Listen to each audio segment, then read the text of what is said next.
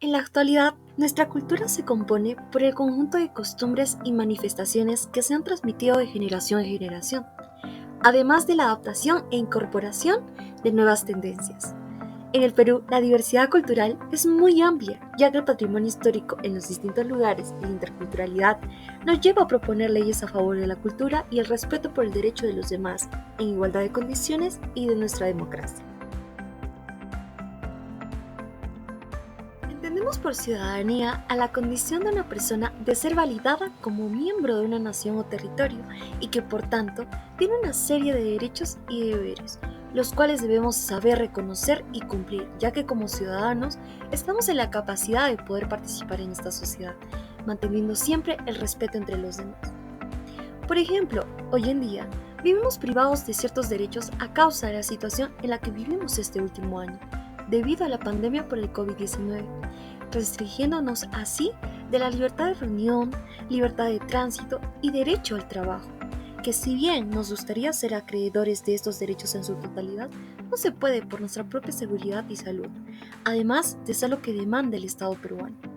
Es esto lo que implica la ciudadanía, cumplir con las obligaciones jurídicas y contribuir como ciudadano, no de manera individual, sino en bien de la sociedad.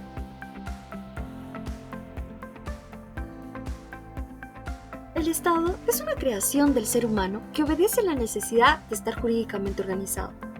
En términos más específicos, el Estado es la nación jurídica y políticamente organizada sobre un determinado territorio. En el Perú, la Constitución indica que la República del Perú es demócrata, social, independiente y soberana. El Estado peruano tiene características importantes que podemos representarlas de dos formas. Primero, según su Constitución, es democrático ya que el poder emana del pueblo. Es social porque beneficia a todos y no solo a algunos individuos. Es independiente por ser autónomo y no depender de otros países. Es soberano porque posee solo una constitución que tiene vigencia para todos los peruanos. Como segunda forma tenemos según su forma de gobierno.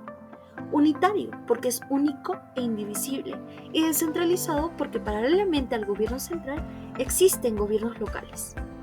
Es importante conocer los elementos del Estado peruano, como el territorio, la nación, la soberanía, el gobierno y su población. La estructura de nuestro Estado peruano se define según la Constitución Política del Perú, la cual la divide en tres poderes: el Poder Ejecutivo, el Poder Legislativo y el Poder Judicial. El Poder Ejecutivo está conformado por el Presidente de la República, el Consejo de los Ministros y un vicepresidente. Ellos son los encargados de ejecutar las leyes. El Poder Legislativo está conformado por el Congreso de la República. Su función principal se concentra en aprobar las leyes o normas. Y el Poder Judicial está conformado por la Corte Suprema de Justicia, las Cortes Superiores, los juzgados civiles, penales y especiales, y los juzgados de paz.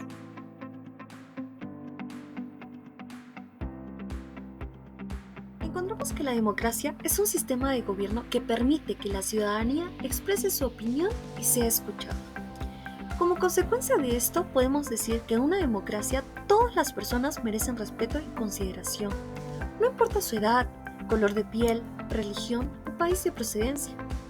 Tomando en cuenta el rol del concepto en el marco del Estado moderno, se puede definir como un método o un conjunto de reglas de procedimiento para la constitución del gobierno y para la formación de las decisiones políticas, más que de una determinada ideología. Un ejemplo práctico de democracia vendrían a ser las elecciones presidenciales que actualmente se están llevando a cabo en el Perú. El pueblo elegirá democráticamente a su representante durante los próximos 5 años, el cual será el que tenga mayor número de votos en las urnas. Otro ejemplo de democracia viene a ser el referéndum, el cual es un mecanismo de participación ciudadana por el que se consulta a la población sobre diversos temas considerados de especial importancia.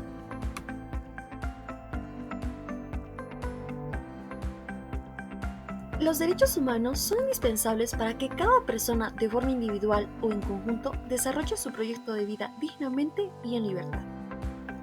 Así, por mencionar algunos ejemplos referidos a la violación de derechos humanos, tenemos la política pública implementada en el Perú de esterilizaciones forzadas durante los años 1990 y 2000. Con esta política pública se violó los derechos humanos de miles de mujeres, configurando un crimen. Las mujeres afectadas declararon no haber firmado ningún consentimiento. Las declaraciones de voluntad fueron mediante engaños, intimidación y amenazas. Las condiciones en las que se realizaron no fueron las adecuadas, produciendo hasta la fecha complicaciones en la salud de las mujeres. Otro ejemplo de violación de derechos humanos que ocurrió y ocurre en nuestro país son las protestas contra las minas y otros proyectos de desarrollo a gran escala en Perú, que muchas veces se ven respondidas con el uso de armas de fuego por parte de las Fuerzas Armadas y policiales, causando graves heridas e incluso la muerte de civiles. Estas muertes se produjeron a pesar de la existencia de un reglamento policial que entró en vigor en enero del 2015, el cual prohíbe que las Fuerzas Armadas y policiales utilicen armas letales durante operativos de orden público.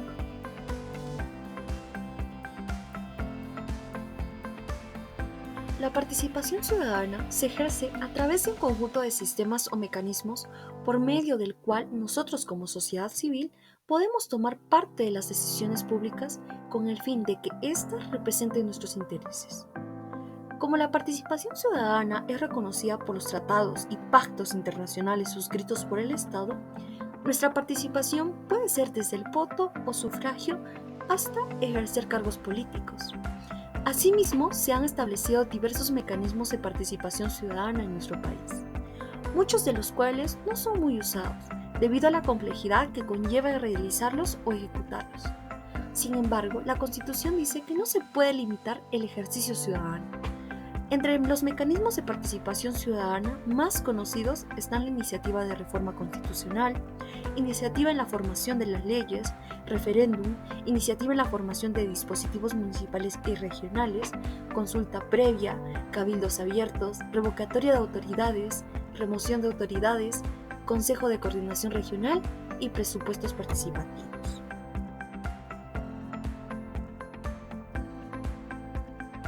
La participación ciudadana le permite al ciudadano poder tener intervenciones de manera directa en las decisiones del Estado. Se ejerce a través de un derecho y como un deber. Como derecho, por ejemplo, podríamos mencionar el derecho a la información pública. Para esto existe una ley llamada Ley de Transparencia y Acceso a la Información Pública, la Ley número 27806. Y como deber podemos mencionar el deber a sufragar, es decir, de elegir a nuestras autoridades. Sin embargo, en nuestra Constitución Política del Perú, en el artículo 2, inciso 17, estipula los derechos que tiene el ciudadano a participar en las diferentes actividades del Estado y actividades públicas. Mismo artículo que también tiene concordancia con la Ley número 26300, Ley de los Derechos de Participación y Control de Ciudadanos.